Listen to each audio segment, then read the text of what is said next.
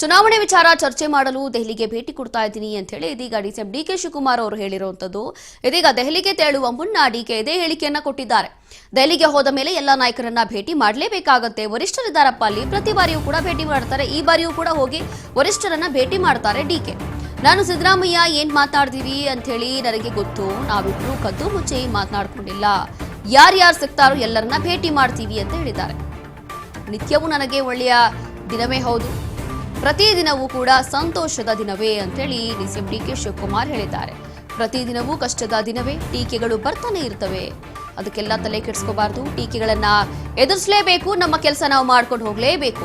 ಗೊಂದಲ ಏನೂ ಇಲ್ಲ, ಗೊಂದಲ ಬೇರೆಯವ್ರಿಗಿರಬಹುದು, ನನಗೆ ಯಾವುದೇ ಗೊಂದಲ ಇಲ್ಲ. ನಾನು ಸಿದ್ದರಾಮಯ್ಯ ಏನೆಲ್ಲ ಮಾತಾಡ್ಕೊಂಡಿದ್ದೀವಿ ಅಂತ ಹೇಳಿ ನನಗೆ ಮಾತ್ರ ಗೊತ್ತಿದೆ. ಕದ್ದು ಮುಚ್ಚಿ ಮಾತಾಡ್ಕೊಂಡಿಲ್ಲ, ನಾವು ಯಾವುದಕ್ಕೂ ತಲೆ ಕೆಡಿಸ್ಕೊಂಡಿಲ್ಲ.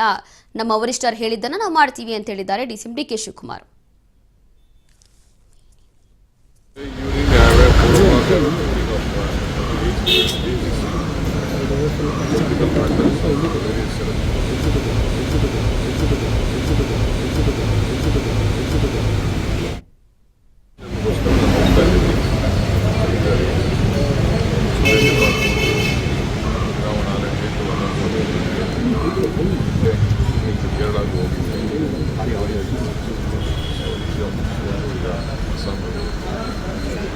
ಬಜೆಟ್ ಇತ್ತು, ರಿಕ್ವೆಸ್ಟ್ ಕೊಟ್ಟು ಎಲ್ಲ ನಿನ್ನೆಲ್ಲ ಬಜೆಟ್ ಮೀಟಿಂಗ್ ಮಾಡಿದ್ದೀನಿ, ಎಲ್ಲ ಪ್ರೆಸೆಂಟ್ ಮಾಡ್ತಾರೆ.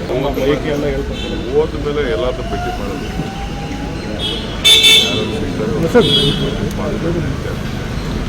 ಸುರಿ ಇದ್ರೆ ಖಂಡಿತ ಭೇಟಿ ಮಾಡೋದು. Every day is A good news for me.